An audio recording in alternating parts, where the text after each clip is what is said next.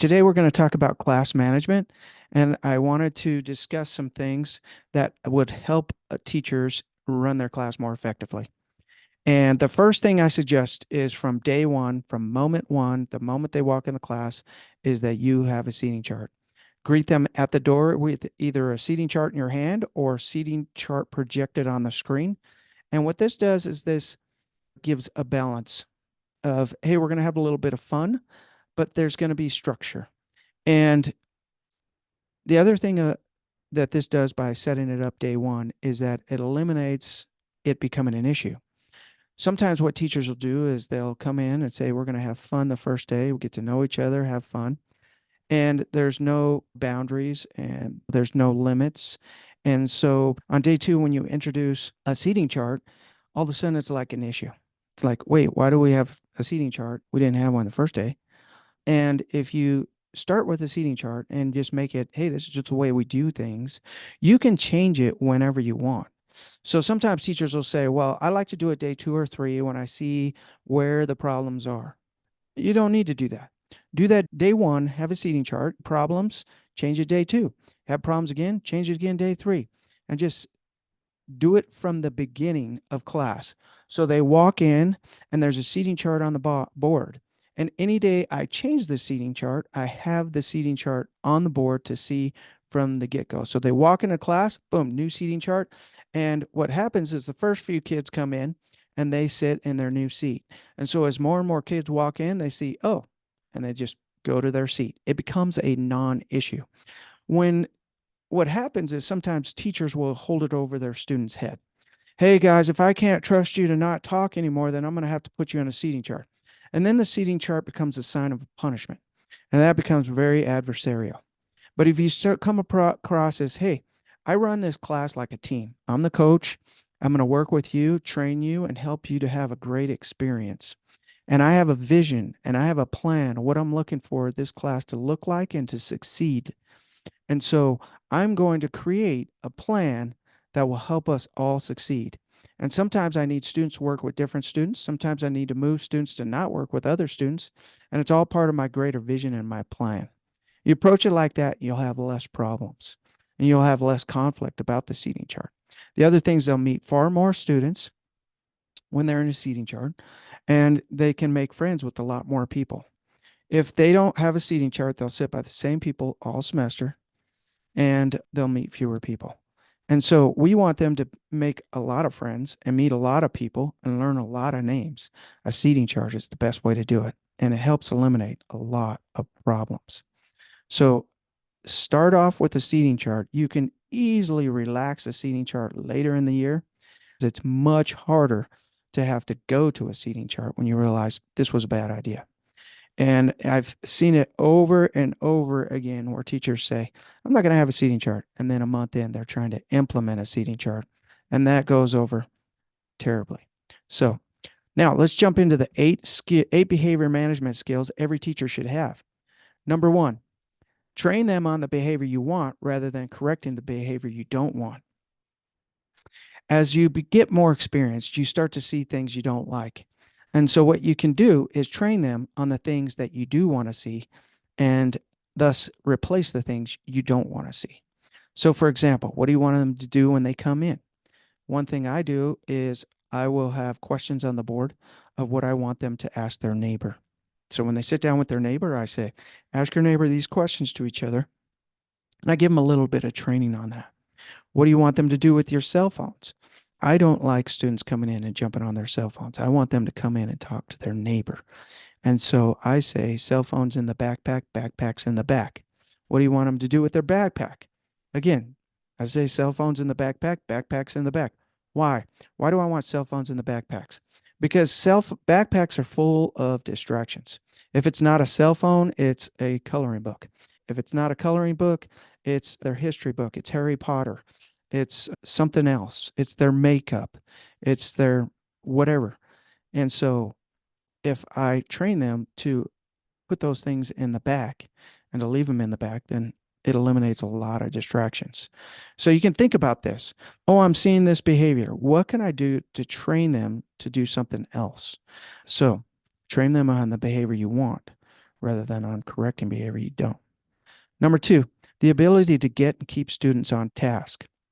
The sooner teachers get students on task, the easier it is to keep them on task, and the easier it is to get them back on task should they get off.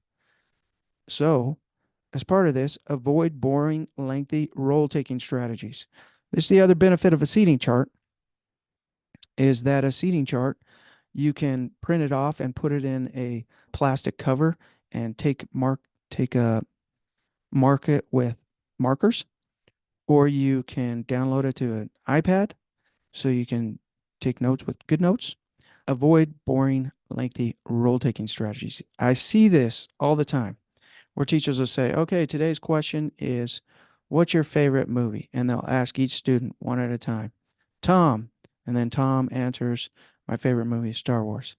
Okay, let me read Sally. Sally. And by the time we go through the whole class, we've taken 10, 15 minutes, and kids are bored. So avoid those. Get a read on the students. And if you think it's effective, read your audience. And if they're bored, if they're checking out, if they're playing video games, then it's not effective. So move on. I'd like to take silent and from a seating chart, and I do it while they're doing an activity so that nobody even notices half the time. The next thing is active supervision, moving around the class, being close to students. I like to set up my classes in rows where I can move in and out. And I put the rows close together, 2 rows together, so they can talk to each other when I want them to talk to each other. And then when I have them doing something, I'm moving between the rows and working with students that might not be doing as effective as they could be. I'm on constant watch, constant alert, and interacting with students a lot. And so that helps to eliminate some of these distractions and behaviors. Number 3, the ability to maintain a high rate of positive teacher-student interactions. Average teachers are 2 to 5 times more likely to pay attention to misbehaviors.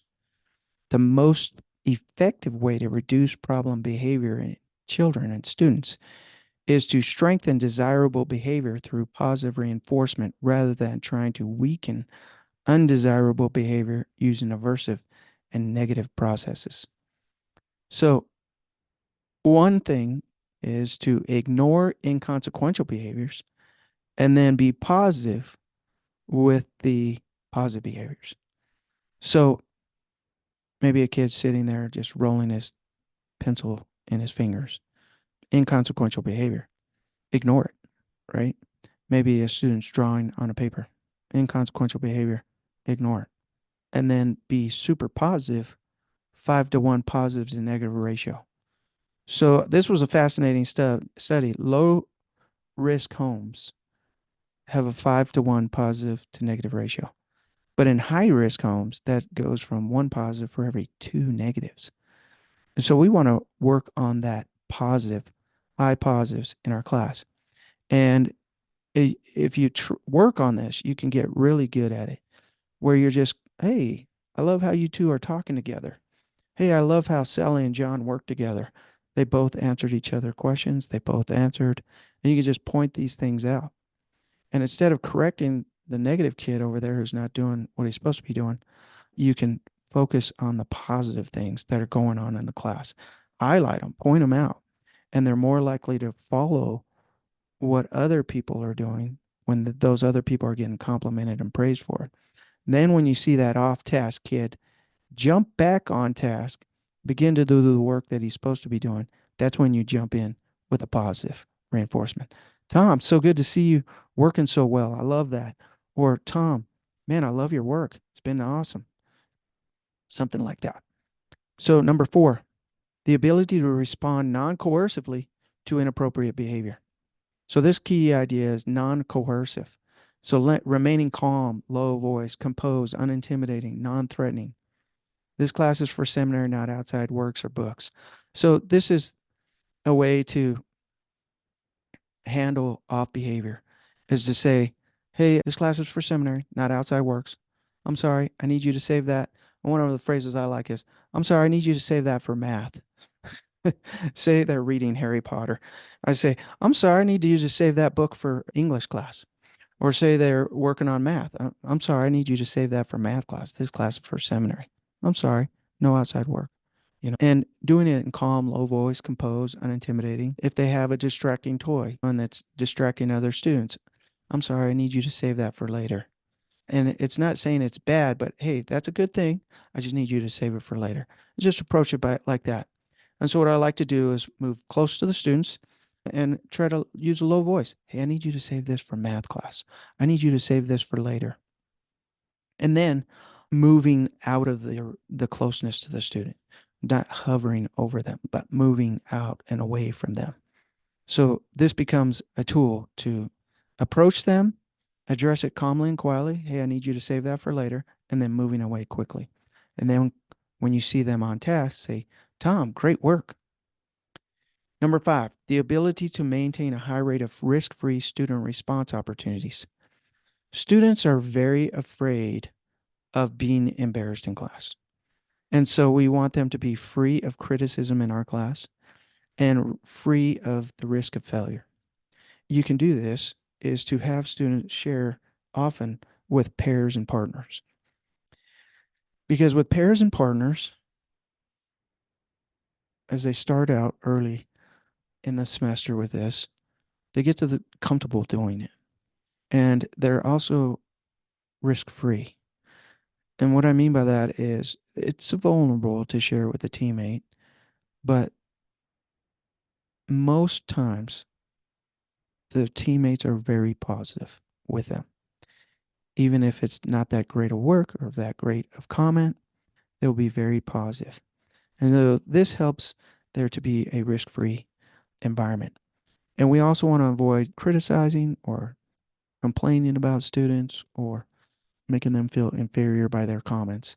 And so little things like being positive with every comment, being positive when you hear good things, puts them in a safe environment.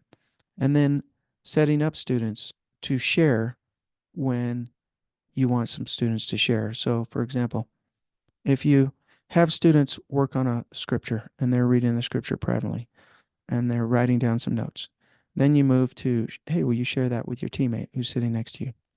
Then you go walk around class and you find a couple who are really powerful in their experience and sharing. And you say, hey, would you mind sharing with the class? Would you be willing to share with the class? And they say yes. You say, okay, when I ask for a volunteer, will you raise your hand? And you can set up 3 or 4 of those to prime the pump. So now they're in a risk-free learning environment. They're free of failure. And when you ask for a volunteer in front of the class, those 3 or 4 that you primed are going to raise their hands. And maybe some others jump in after they're done, or maybe they don't. This will help you to create a safe place. And if you create a safe place, then they're more likely to open up. Number 6, avoid the traps of criticism, sarcasm, threats, questioning a student about why they misbehave. Yeah, that's worthless. I've done that many times, especially early in my career, and that's pretty much worthless. Instead of questioning why they misbehave, if a kid's really struggling and distracting, say, hey, do you mind if I talk to you real quick? Or you out on the hall? Or would you mind if I just ask you a couple questions? Number one, hey, how are things going? Is there anything going on? And just listening for clues that maybe things are going on and care more about the whole person than the actual behavior going on in class right now. If they can sense that love first, then you'll have a better chance at winning their heart to something more positive. Let's jump back to sarcasm. I learned real quickly in my career that sarcasm was deadly. It was deadly to our relationship and it was deadly to the class. And the other thing I realized is it put me in a few bad spots a few times because a few times I used sarcasm and a student would go home and tell a parent, and the parent has no contextual story of what is going on. And so, out of context, it sounds horrible, right? What I've said to the student. And so I get phone calls with really upset parents. And I'm like, you got to understand, I was in a situation. And they're like, no, wait, you said what to my student? I don't care what the situation is. And so I learned really quick I could not use sarcasm for multiple reasons, but most importantly, it was just not working. Number 5, logic. Trying to use logic to change behavior is not good. It's just a trap, right? We want to use love to try and change behavior. And so using logic with them is really ineffective. Arguing with students, really ineffective. If a student wants to argue about something, say they're really upset about something and they're asking for an answer, I just say this line. I'll be glad to talk to you about it after class. Hey, I see that's really important to you. Let's talk about this right after class. Me and you will talk about it. And just let them go from that point. 9 out of 10 times when I say that phrase, they stop arguing, and after class, they're long gone and it's not important to them. And so that is a great line to memorize. I can see this is important to you. Let's talk about it, me and you, right after class. For example, if they're arguing about a seating chart, I say, I can see this is important to you. Let's talk about it right after class. Force, physical or verbal, we can't use force. It's just a no-brainer. Despair, portraying a sense of helplessness with a class is really a vain trap that does not work. And so you're like, I don't know what to do with this class. I feel like a failure. That's just not going to work. And it puts you in a really bad spot. And everybody wants to bail out on the class. So avoid those traps. Number 8, eliminate distractions before they happen. The number one thing with the distractions, like I said, is backpacks in the back of class. And just saying, I'm sorry, we don't have anything else on the desk except for scriptures, papers, pens that we need for this class. And so they bring in a Rubik's Cube. I'm sorry, we don't have distractions at the desk. But a lot of times what I'll do with something like a Rubik's Cube is I'll say to the student, oh, show me how you put it together. And they put it together in a few minutes. And I go, oh, that's so cool. Do you mind putting that in the backpack now? Thank you very much. I'm trying to think of some other distractions that might be a problem. Rubik's Cube's not so much, but say doing makeup. I'm sorry, we don't do that in here. Little things like that. So some other things for distractions is tap on the desk, walk by, tap on the desk. Can you save that for later? You mind saving that for later? They're the same thing. Sorry, we don't do that in seminary. And those are just a few that I use. Just have some one-liners. And I'm sorry, can you put that in your backpack in the back of class? That's one I used a lot this past year. I'm sorry, would you mind putting that in the backpack and save it for another class? Just something like that. Or can you save that for lunch? Or can you save that for math? And just tap the desk, say the phrase, and walk away. That's the strategy. Tap the desk, say the phrase, walk away. That works very effectively. Last one, talk less and engage students more. The less students are bored, the fewer problems you will have. So this is a constant struggle, right, to engage students. But the more you engage them, the less struggles and challenges you will have. So focus on what can I do to get better at engaging students in effective strategies and effective ways. And that's what this whole website is about. My goal is to help you find some more engaging activities that will help students connect with the scriptures, connect with the spirit, and thus be less distracting.